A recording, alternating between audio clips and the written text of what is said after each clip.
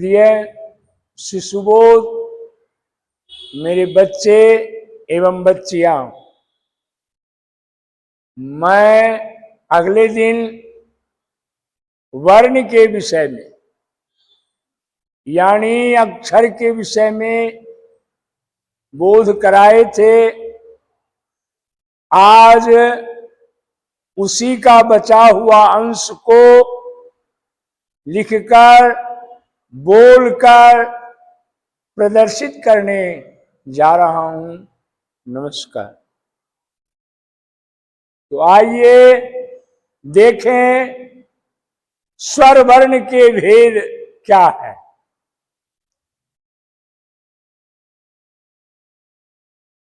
स्वर वर्ण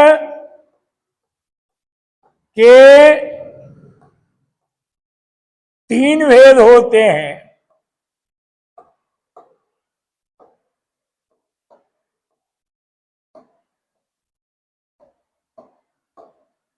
स्वर वर्ण के 3 भेद हैं।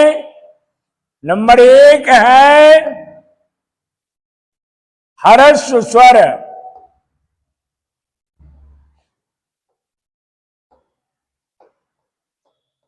2 दीर्घ स्वर, 3 प्लुत स्वर।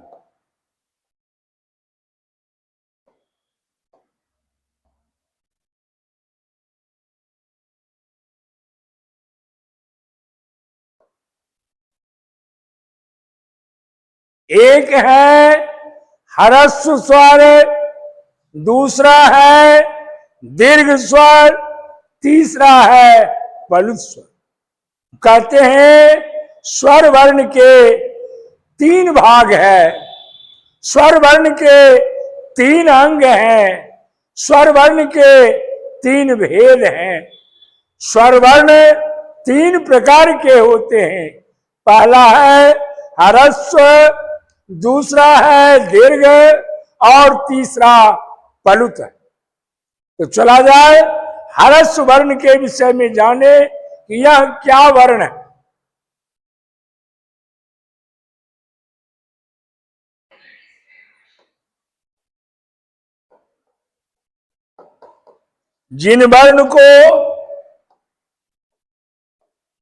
जिस वर्ण को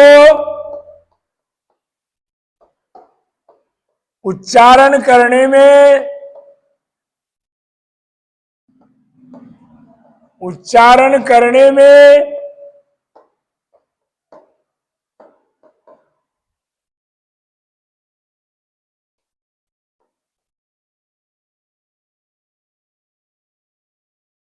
एक मात्रा का समय लगे,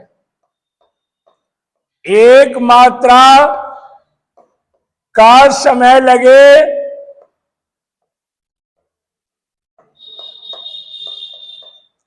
उसे ह्रस्व स्वर, ह्रस्व स्वर कहते हैं।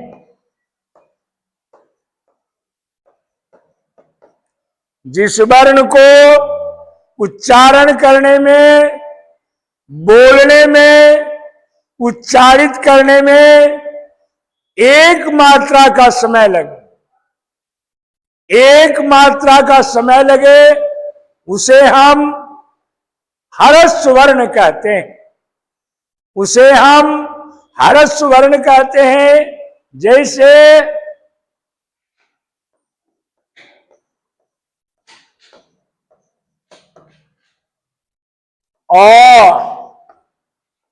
हर्षई, हर्षऊ,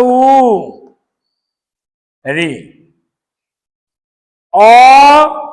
हर्षई, हर्षऊ, री, ये 4 जो है एक मात्रा वाले हैं। ये 4 वर्ण जो है एक मात्रा के जाने जाते हैं। जिस वर्ण में एक मात्रा का समय लगे उसे हम ह्रस्व स्वर कहते हैं। और वह मात्रा वाले शब्द हर्ष ई, हर्षऊ, और ड़ी, ये 4 ह्रस्व वर्ण है। पूछा जाएगा वस्तुनिष्ठ प्रश्न में कि ह्रस्व वर्ण कितने होते हैं, तो ह्रस्व वर्ण 4 होते हैं। ह्रस्व वर्ण 4 होते हैं। कौन कौन है? और हर्ष ई, हर्ष ऊ, री। उसी तरह वस्तुनिष्ठ में दे दिया जाएगा अवर्ण किस स्वर वर्ण का भेद है, अवर्ण किस स्वर वर्ण का भेद है, रिक्त स्थान देकर। तो वहां बच्चे बच्चियां दर्शाइएगा कि ये ह्रस्व स्वर वर्ण का भेद है। फिर उसी तरह दे दिया जाएगा डैश डैश डैश, ये वर्ण किस वर्ण से उच्चारित होते हैं, ये कौन सा वर्ण है, और दे देगा हर सही दे देगा, कहेगा यह स्वर वर्ण के किस भेद से है, तो वहां पर देना होगा ह्रस्व भेद से। स्वर वर्ण के ह्रस्व से ये हर्षई है, हर्षऊ है या री है। कोई भी वर्ण अगर ऐसा देगा जो 4 ह्रस्व वर्ण है, उसके विषय में परिलक्षित करें कि ह्रस्व वर्ण जो है वह 4 है, और हर्ष ई, हर्ष ऊ और री, यही मात्र ह्रस्व वर्ण के रूप में जाने जाते हैं। वो वस्तुनिष्ठ में भी आएंगे, वस्तुनिष्ठ में भी आएंगे, दीर्घोत्तरीय भी होंगे और लघु उत्तरीय में भी आएंगे।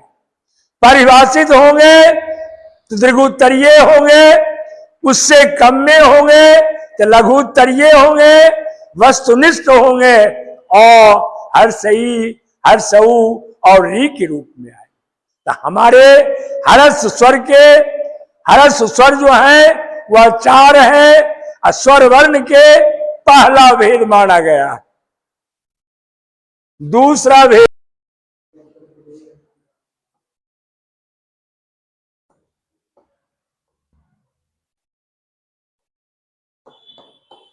दीर्घ स्वर।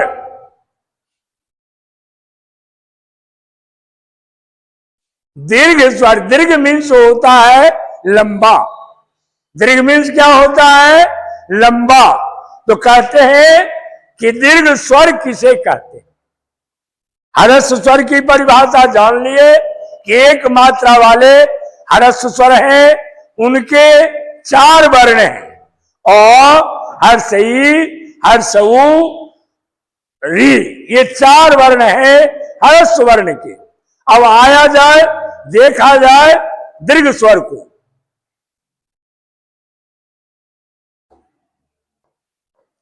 जिस वर्ण को उच्चारण करने में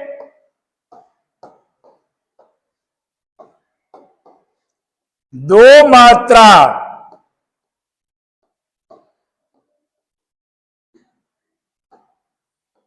का समय लगे, उसे दीर्घ स्वर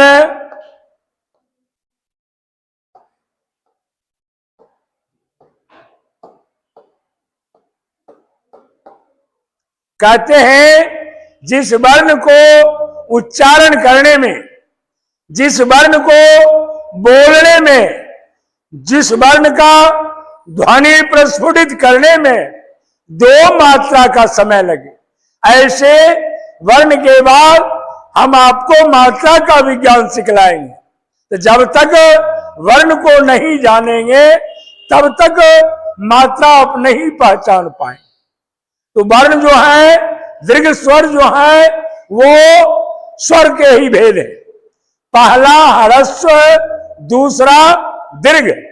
तो जिस वर्ण के उच्चारण करने में 2 मात्रा का समय लगे, एक मात्रा ओ हुआ, दूसरा मात्रा आ है। जिस वर्ण का उच्चारण करने में दो मात्रा का समय लगे उसे हम दीर्घ स्वर कहते हैं।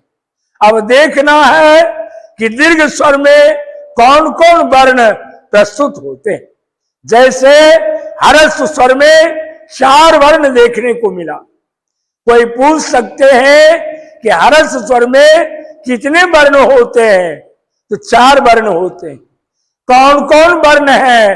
अ, हर्ष ई, हर्ष ओ और री।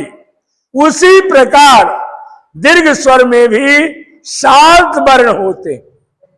दीर्घ स्वर के भी 7 वर्ण होते हैं जो देखें।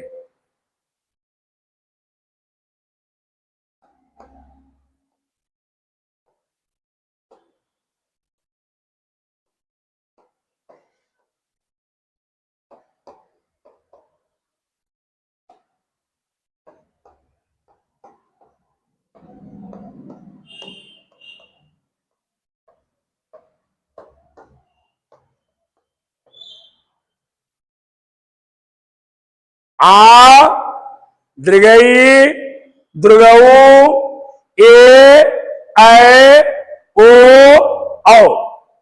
1 2 3 4 5 6 7 ये दीर्घ स्वर जो है वो 7 माने जाते हैं।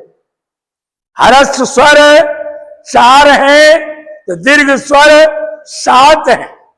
जिस वर्ण को उच्चारण करने में 2 मात्रा का समय लगे, जिस वर्ण को उच्चारण करने में, बोलने में, ध्वनि प्रस्तुत करने में 2 मात्रा का समय लगे उसे हम दीर्घ स्वर कहते हैं। और दीर्घ स्वर इस रूप में परिलक्षित होते हैं। आ, दृगई, दृगऊ, ए, ऐ, ओ, औ। अगर इसकी पूर्ण जानकारी नहीं होगी तो आगे व्याकरण के जितने भी खंड हैं, जितने भी भेद हैं, चाहे वह शब्द हो, वाक्य हो, पद हो, जो भी आवे, आप उसे सही ढंग से नहीं परख पाएंगे, नहीं समझ पाएंगे। इसलिए वर्ण का ज्ञान होना अति आवश्यक। एक एक वर्ण को समझे, एक एक वर्ण के भेद को जाने, तभी आप सही तरीके से भाषा को शुद्ध शुद्ध लिख सकते हैं, बोल सकते हैं। चाहे भाषा हो, वाक्य हो, या पद हो, या शब्द हो। जब तक वर्ण का सही ज्ञान नहीं होगा तब तक आप न मात्रा का प्रयोग कर पाइएगा, न भाषा में शुद्धता कर पाइए। तो चलिए आइए हमारे देखा जाए कि दीर्घ स्वर के भेद जो हैं दिखा दिए कि जिन वर्णों के उच्चारण करने में 2 मात्रा का समय लगता है उसे हम दीर्घ स्वर कहते हैं। प्रश्न देगा कि जिन वर्णों के उच्चारण करने में डैश मात्रा का समय लगे उसे दीर्घ स्वर कहते हैं। तो वहां देंगे 2 मात्रा का समय लगे उसे दीर्घ स्वर कहते हैं। फिर पूछेगा कि जिस वर्ण को उच्चारण करने में डैश मात्रा का समय लगता है उसे कौन सा वर्ण कहते हैं? तो जिस वर्ण के उच्चारण करने में 1 मात्रा, डैश में 1 मात्रा दर्शाना है तो वह हरस्व स्वर कहे जाते हैं। उसी प्रकार अब आया जाए तीसरा भेद, पलुत।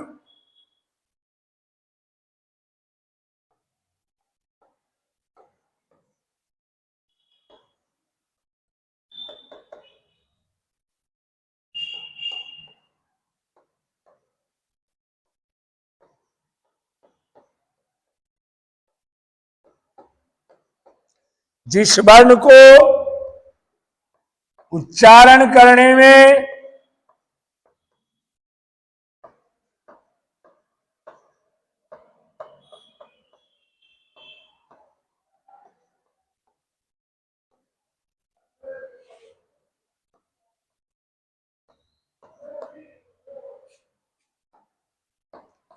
जिस वर्ण का उच्चारण करने में 3 मात्रा का समय लगे।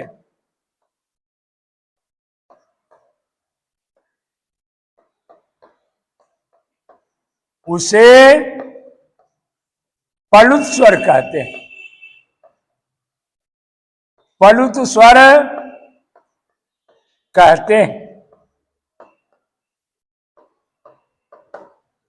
देखा जाए पलुत स्वर, स्वर वर्ण का अंतिम भेद, स्वर वर्ण का अंतिम भेद ह्रस्व दीर्घ पलुत, कि जिन वर्णों को उच्चारण करने में, ध्वनि प्रकट करने में, बोलने में 3 मात्रा का समय लगे। कितने मात्रा है? 3 मात्रा। ये 3 मात्रा का समय लगे उसे हम पलुत स्वर कहते हैं। जिन वर्णों के उच्चारण करने में, बोलने में, ध्वनि संकेत करने में 3 मात्रा का समय लगे उसे हम पलुत स्वर कहते हैं।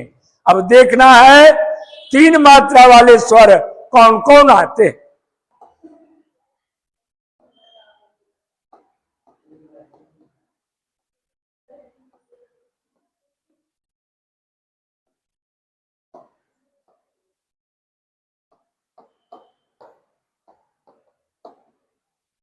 ओम हे कृष्ण, ओम हे कृष्ण, ये 3 वाले वर्ण है। ओम भी 3 मात्रा के हैं, हे कृष्ण भी 3 मात्रा के। तो पलुत स्वर के 2 वर्ण हैं, एक ओम और एक हे कृष्ण।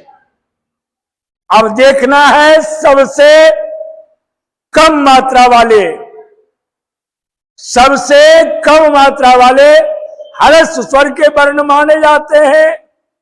उससे भी लंबा दीर्घ स्वर वाले में से वो माने जाते हैं, और उससे भी बड़ा 3 मात्रा में पलुत स्वर माने जाते हैं। तो कहते हैं ह्रस्व स्वर के 3 भेद हैं। ह्रस्व स्वर, दीर्घ स्वर, पलुत स्वर। स्वर वर्ण के 3 भेद हैं।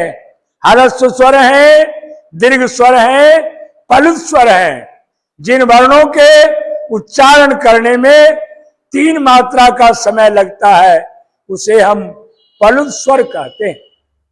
जैसे ओम हे कृष्ण, ये 3 मात्रा वाले शब्द हैं, इनमें 3 मात्रा का प्रयोग किया गया है। तो चला जाए आगे, देखा जाए व्यंजन वर्ण के भेद, व्यंजन वर्ण के रूप, व्यंजन वर्ण के अंग या प्रकार।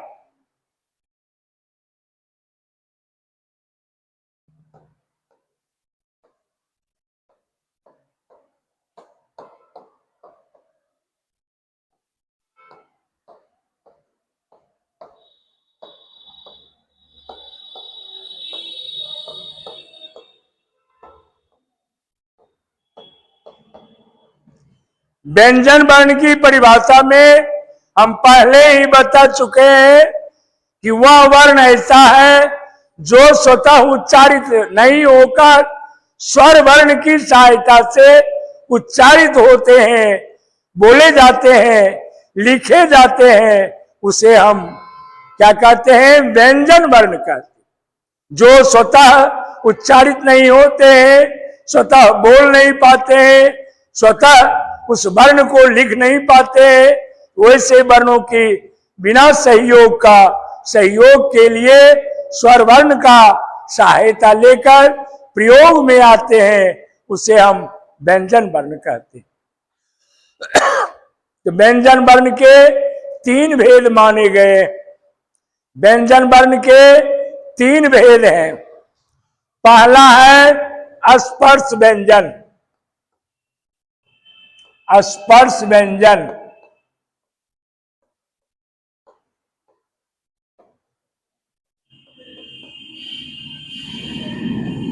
दूसरा है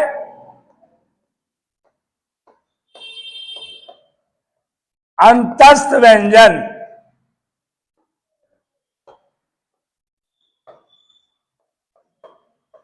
तीसरा है ऊष्म व्यंजन।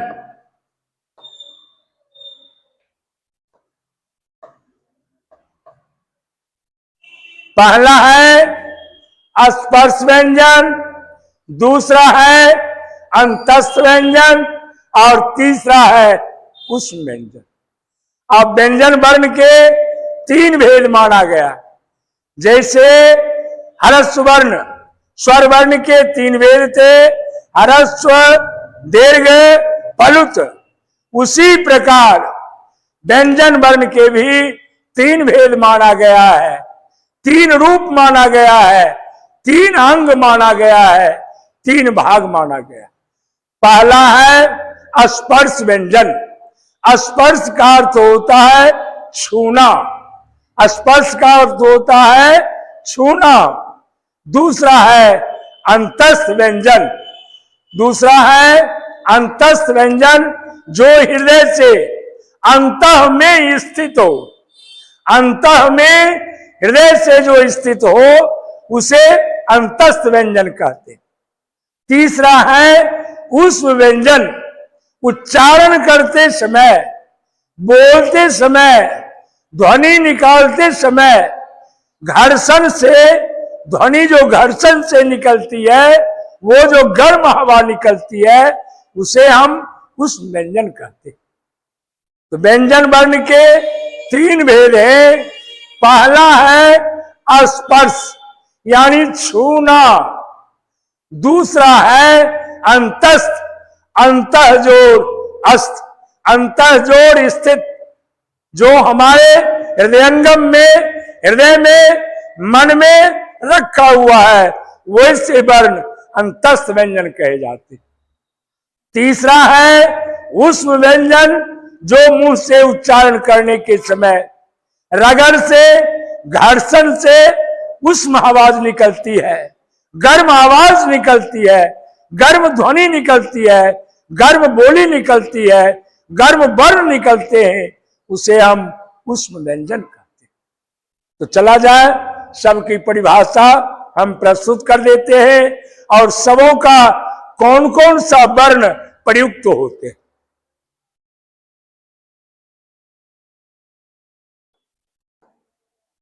स्पर्श व्यंजन।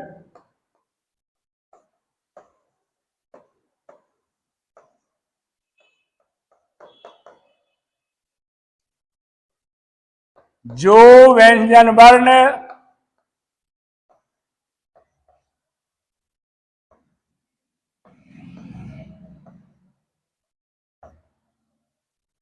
जीव और कंठ को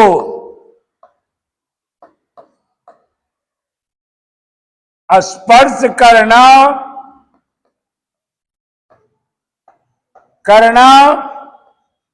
चाहता है, लेकिन स्पर्श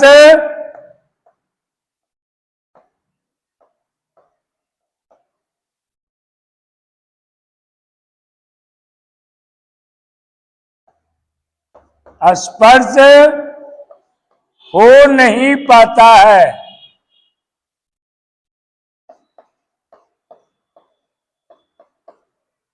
कहते हैं जो व्यंजन वर्ण कंठ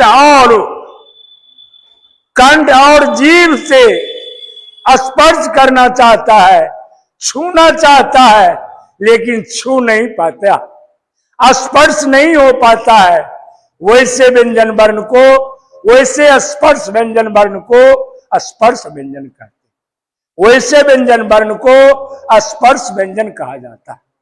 जो जीभ और कंठ से, जीभ और कंठ से प्रयास करते हैं उच्चारित करने के लिए, उसे छूने के लिए, स्पर्श करने के लिए, लेकिन स्पर्श हो नहीं पाता है।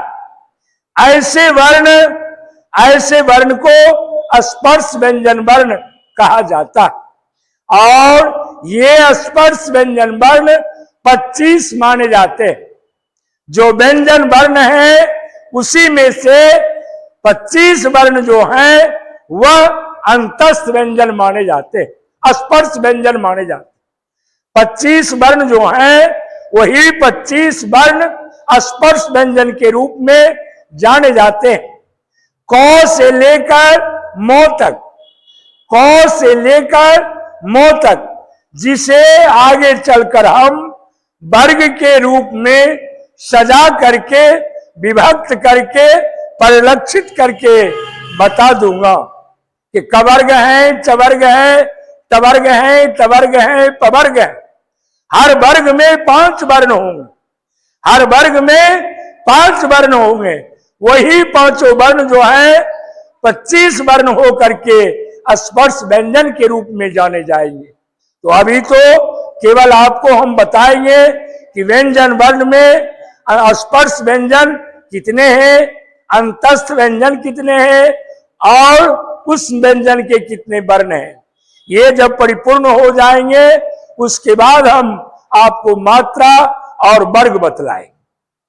तो चलिए आया जाए।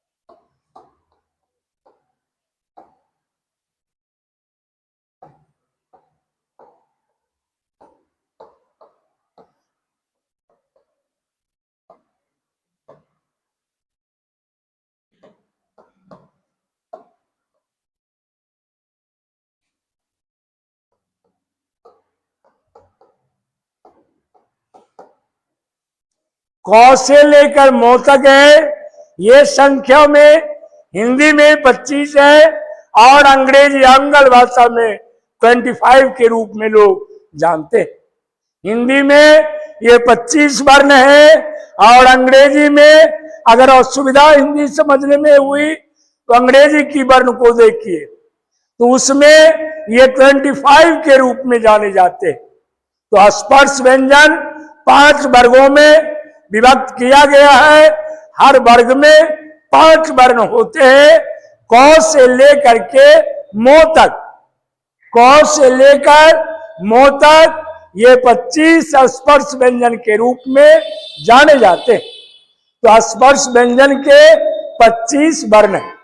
जो जीभ और कंठ को छूना चाहते हैं, जीभ से कंठ को स्पर्श कर वर्ण निकलना चाहता है लेकिन छू नहीं पाता है, स्पर्श कर नहीं पाता है, इसलिए हम उसे स्पर्श व्यंजन के रूप में जानते हैं।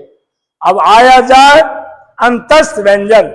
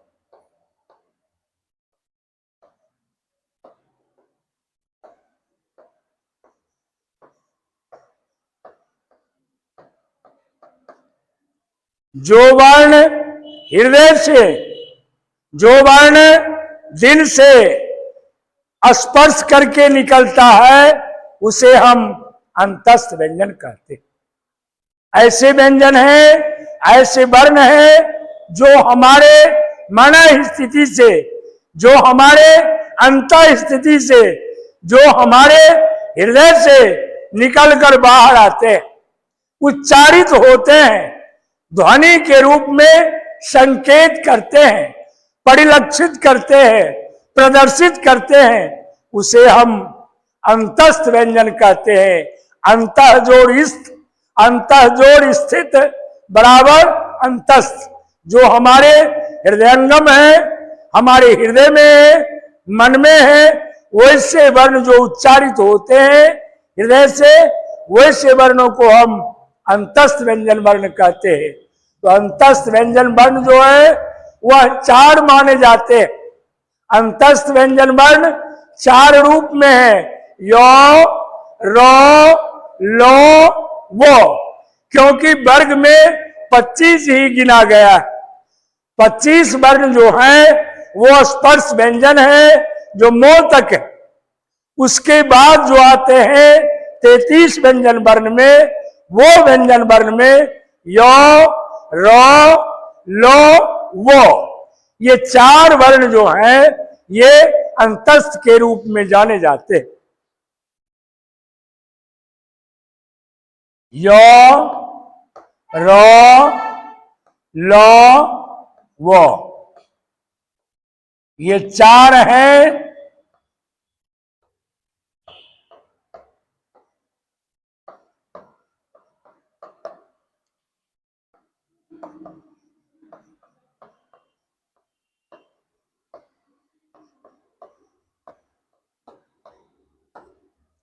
ये 4 हैं अंतस्थ व्यंजन वर्ण, यो, रो, लो, वो।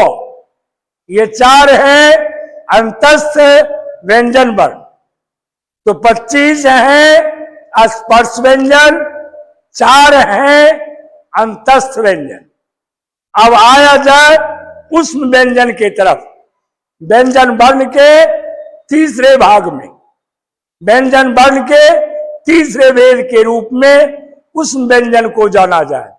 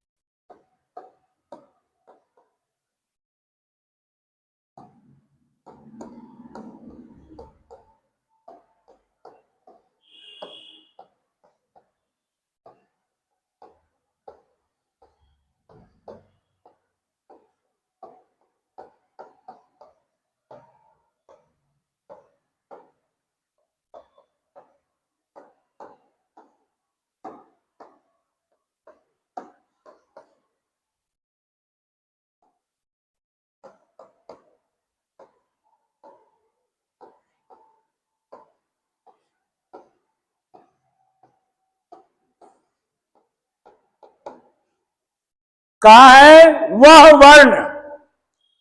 वर्ण जो उच्चारण के समय घर्षण से, मुंह में घर्षण से जो वर्ण उच्चारित होकर गर्म हवा के साथ बाहर निकलती है।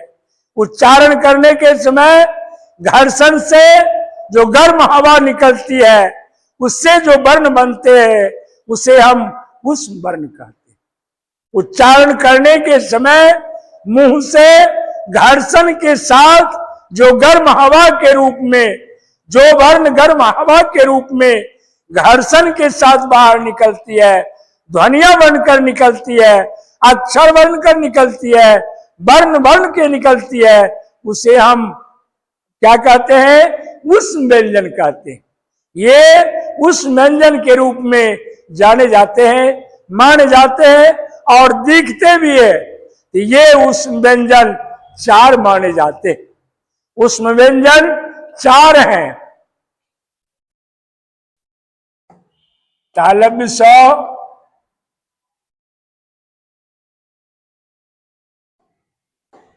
मूर्धन्त स, दंत स, ह।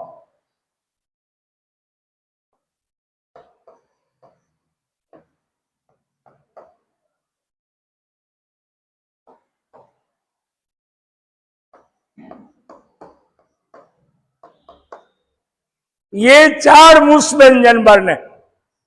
तालव्य सौ, मूर्धन्य सौ, दंत सौ, ह। देखा गया 25 हमारे स्पर्श व्यंजन है। वो 33 में से 25 हमारे स्पर्श व्यंजन है, 4 हमारे अंतस्थ व्यंजन है जो यो, रो, लो, वो, और 4 जो हैं मुंह से गर्म हवा के साथ, घर्षण के साथ जो ध्वनियां निकलती है, जो आवाज निकलती है, वह उस व्यंजन के रूप में जाने जाते हैं। और वैसे वर्ण 4 हैं, तालव्य सौ, मूर्धन्य सौ, दंत सौ, ह। ये 4 वर्ण हैं। तो कुल वर्ण मिला करके 11 स्वर वर्ण है और 33 वर्ण जो है वो व्यंजन वर्ण है। अभी तक आप 44 वर्ण के विषय में, 44 वर्णों के विषय में जान चुके हैं।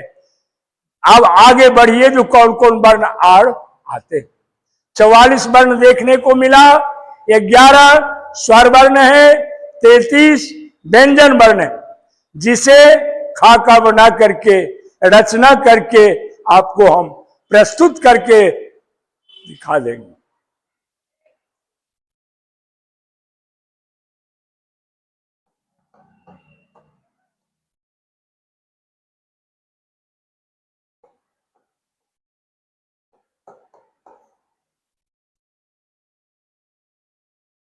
अब देखना है कि 11 जो पढ़े थे स्वर वर्ण को हम अ, आ, हर्षई, दृगई, हर्षऊ, द्रुगौ, री, ए, ऐ, ओ, उसमें से अंग और अंग और ये 2 वर्ण जो हैं वो अयोगवाह के रूप में गिने जाते हैं।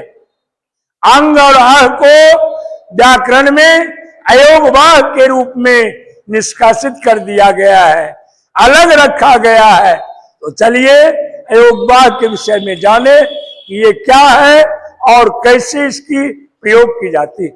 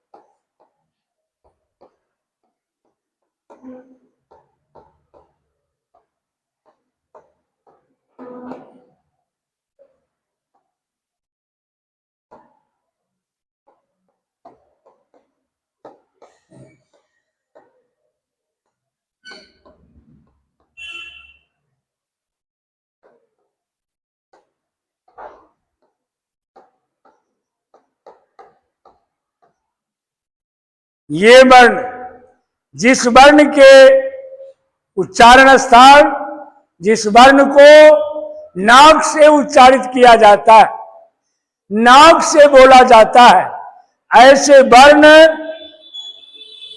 अंग माने जाते हैं। जो देखे हैं अंग और अंग वर्ण जो है उस वर्ण का उच्चारण स्थान नाक से किया गया है। संस्कृत में उसे नासिका के रूप में जाना जाता है। नाक को नासिका के रूप में प्रयुक्त किया जाता है, बोला जाता है। तो अंग वर्ण से बनने वाले वर्ण अंग वर्ण के रूप में जो वर्ण है उन वर्ण से बनने वाले शब्द की ज्ञान बोध कर ले।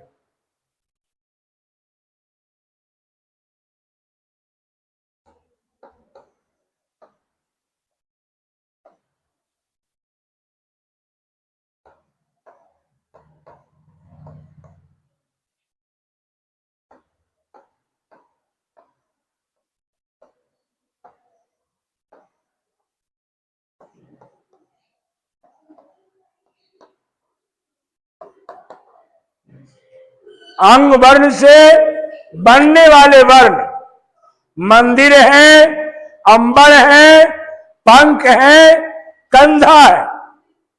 ये सभी वर्ण जो हैं अंग वर्ण अनुस्वार से, अंगवर्ण का अर्थात अनुस्वार वर्ण से, अनुस्वार और विसर्ग दो अयोग वाहक के रूप में माने जाते हैं।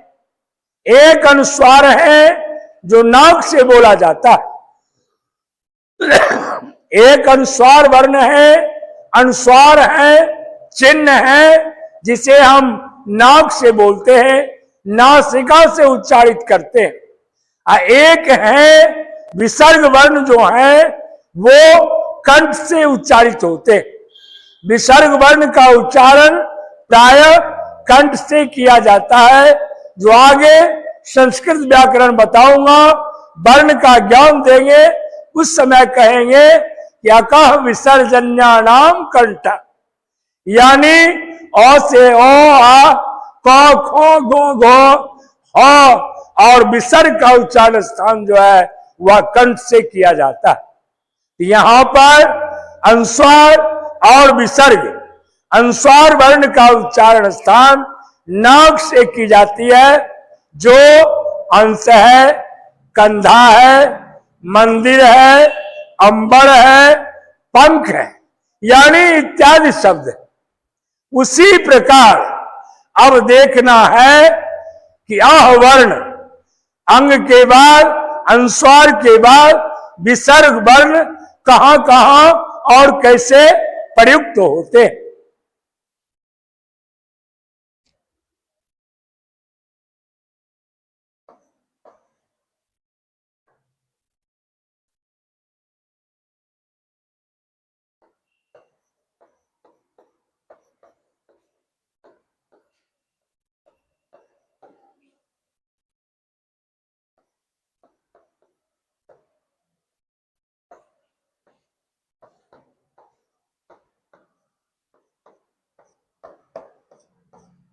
ये विसर्ग वर्ण जो है ये प्राय कंठ से उच्चारित होते हैं।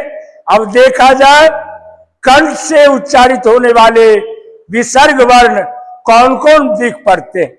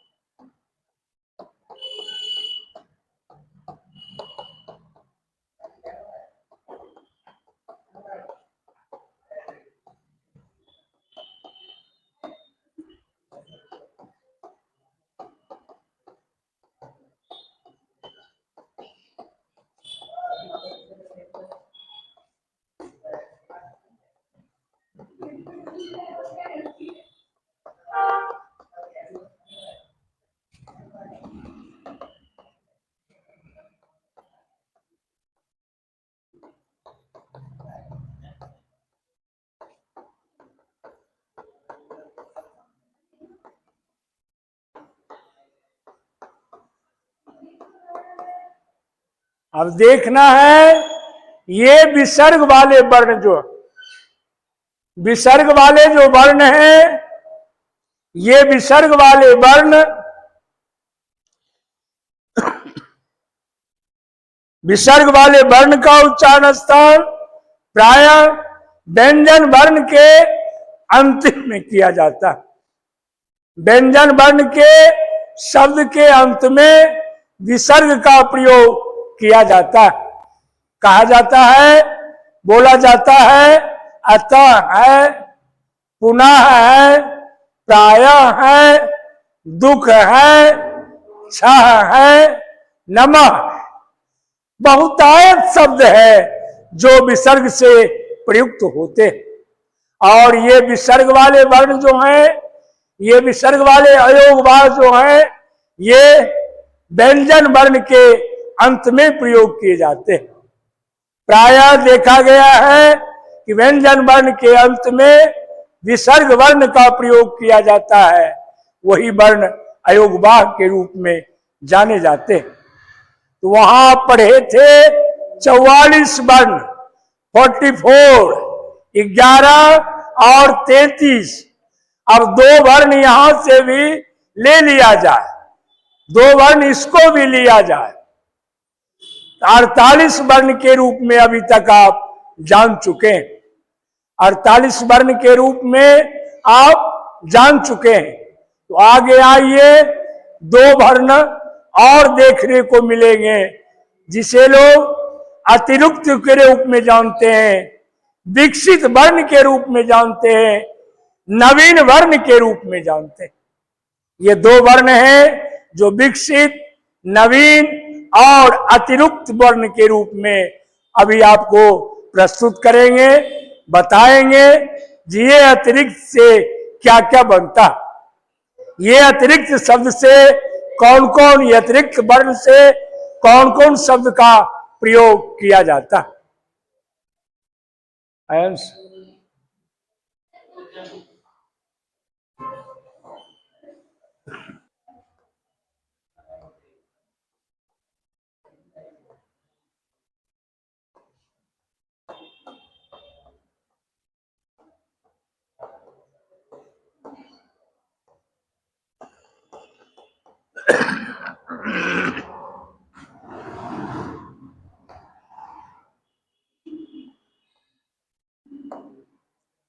अतिरिक्त वर्ण 2 है, अड़ा ढौ। अतिरिक्त वर्ण 2 है, अड़ा ढौ। अब देखना है, ये अतिरिक्त वर्ण भी कहे जाते हैं, इन्हें लोग विकसित वर्ण भी कहते हैं। घबराना नहीं है, विकसित वर्ण। तीसरा नवीन वर्ण। कभी पूछ देगा अतिरिक्त वर्ण के रूप में कि अतिरिक्त वर्ण कौन कौन है, कभी पूछ देगा कि विकसित वर्ण कौन कौन है, कभी कह देगा कि नवीन वर्ण कौन कौन। तो जो अतिरिक्त है वही नवीन है, वही विकसित वर्ण के रूप में जाने जाते। तो 2 ऐसे वर्ण हैं जो नवीन है, विकसित है, ये सभी वर्ण के बाद अतिरिक्त वर्ण है। देखा जाए क्या है इसमें।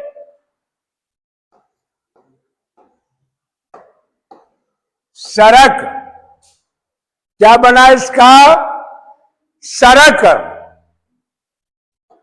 धरक, सरक है, धरक है। उसी तरह अब आया ढौ वर्ण। अब ढौ वर्ण से देखना है कढ़ाई, बढ़ई इत्यादि। अब 2 नवीन वर्ण हैं, 2 विकसित वर्ण हैं, 2 अतिरिक्त वर्ण हैं। तो आगे आप जान चुके हैं कि 44 वर्ण वहां देखे थे, 2 वर्ण अयोगवाह में देखे थे, और 2 वर्ण आप यहां देख रहे हैं। यानी विकसित वर्ण कहिए, अतिरिक्त वर्ण कहिए, नवीन वर्ण कहिए। तो ये दोनों जो हैं अतिरिक्त वर्ण है, विकसित वर्ण है, नवीन वर्ण है। तो आज यहां तक आप जान चुके हैं कि हमारे स्वर वर्ण के कितने भेद हैं? 3 भेद हैं। व्यंजन वर्ण के कितने भेद हैं? तो 3 भेद हैं। अयोग वाह क्या चीज है उसको दर्शाया गया। अतिरिक्त वर्ण क्या है उसे दिखाया गया। अब इसके मुताबिक और फिर आगे की तैयारी जो होगी, आगे वर्ण की गिनती किया जाएगा कि 52 वर्ण कैसे प्रयुक्त होते हैं, कौन संयुक्त वर्ण है उसमें से। अब संयुक्त वर्ण हमारे हैं जो व्यंजन वर्ण में आते, संयुक्त वर्ण भी हमारे व्यंजन वर्ण में ही प्रायः देखा जाता है, उसको भी इसी वर्ण के रूप में गिना जाएगा, तभी हम उसको 52 वर्ण के रूप में जानेंगे। तो आया जाए संयुक्त वर्ण।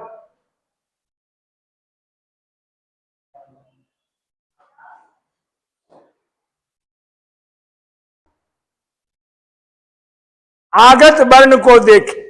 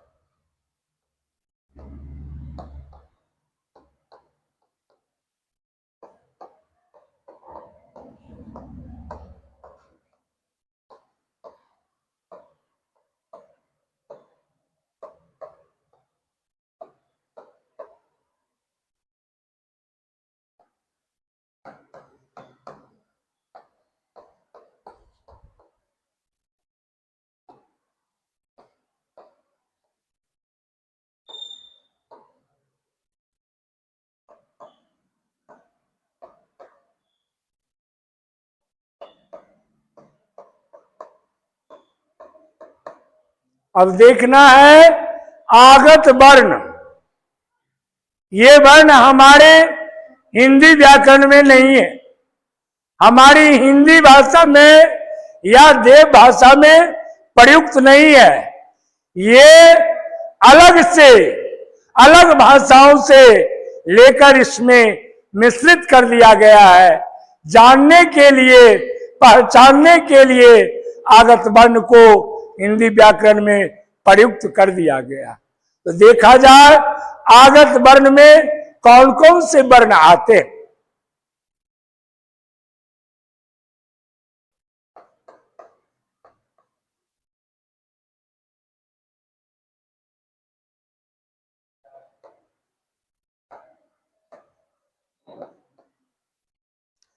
आगत वर्ण में ये जौ है, फौ है, आ है।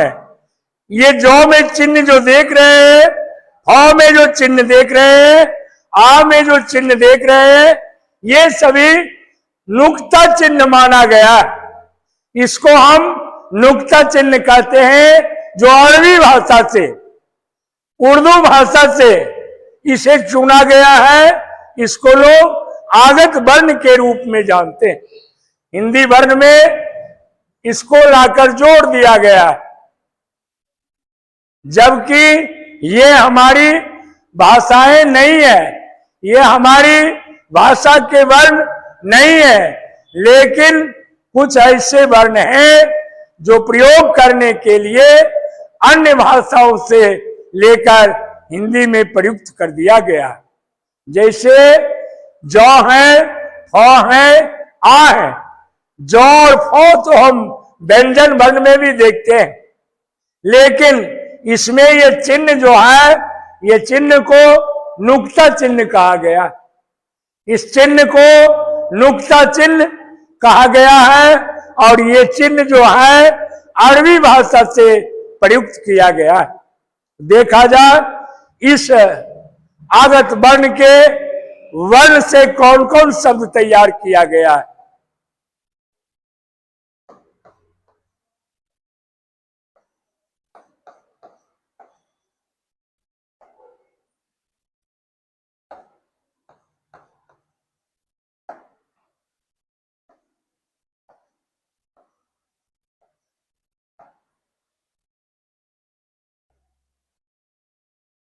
ये आगत वर्ण से वाल, शाल, कागज, फलक, ये आका है, ये जौ नुक्ता का है और ये फौ नुक्ता का। ये हमारे आगत वर्ण के रूप में जानते हैं।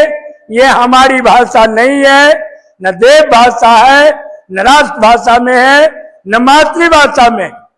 ये अरबी भाषा के रूप में आगत आ गया।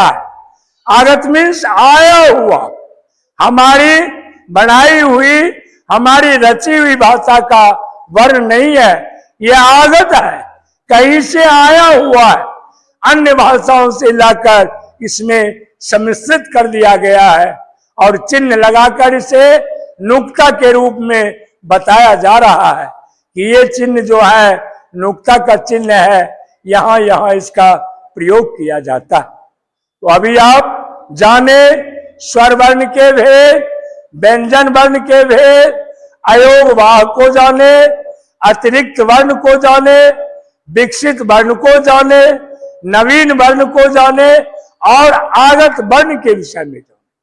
तो अगले दिन जो है हम अब वर्ण 52 कैसे है उसे जोड़कर, उसे डाटा बनाकर प्रयुक्त करके बता देंगे, परिलक्षित कर देंगे, समझा देंगे, तो हमारे बच्चे जानेंगे। कहते हैं 44 वर्ण है, कोई कहते हैं 48 वर्ण है, लेकिन न 44 है न 48 है। हिंदी व्याकरण में 52 वर्ण है। संस्कृत व्याकरण में कितने हैं, हिंदी व्याकरण में कितने हैं और अंग्रेजी व्याकरण में कितने, इसको देखना है। तो हिंदी व्याकरण में 52 है, संस्कृत व्याकरण में 36 वर्ण है और अंग्रेजी व्याकरण में कितने हैं, तो 26 वर्ण है। 36 है, 52 है और 26। तो हमें देखना है हिंदी के 52 वर्ण को, कहां कहां वर्ण है, कैसे उसकी डाटा बनेगी, कैसे उसकी पहचान होगी, उसके विषय में हम अगले दिन बताएंगे। जय हिंद, नमस्कार।